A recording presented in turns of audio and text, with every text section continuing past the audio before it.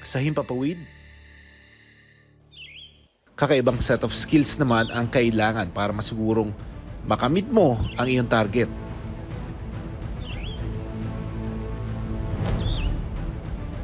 Sa dami ng ibang predator sa taas, hindi ka lang dapat malakas o malaki. Malaking tulong kung ikaw ay mabilis. Ito ang Peregrine Falcon, ang undisputed superbird o fastest bird in the world.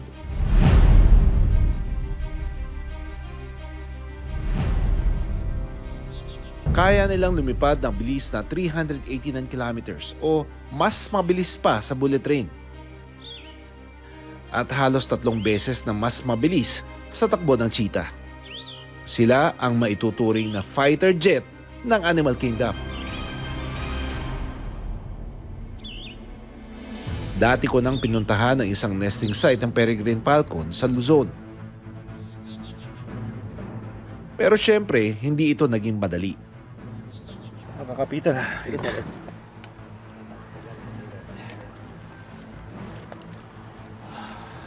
Dahil namumugad sila sa mataas na parte ng bangin.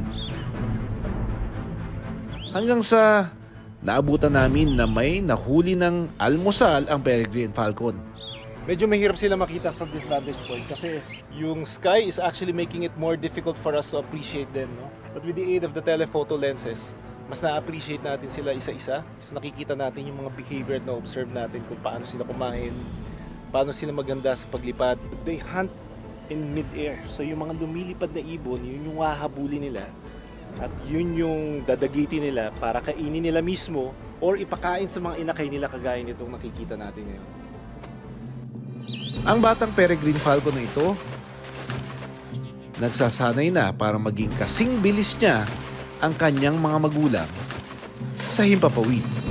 Right now they're starting to discover their surroundings and they're starting to develop themselves para sa paghahanda sa paglipad nila.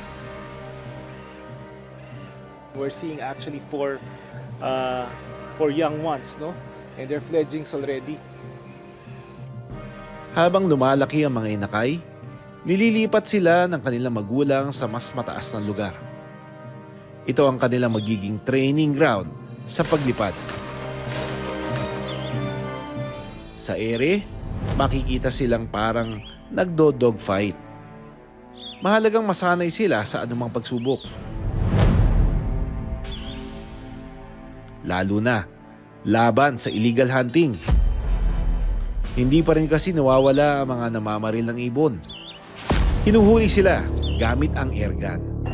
Kahit Olympian sila sa himpapawid, natatalo sila pagdating naman sa teritoryo.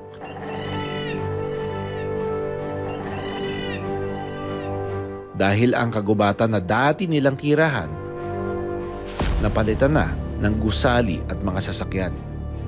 Ito ang pinakamatinding obstacle course na naglalagay ng buhay nila sa peligro.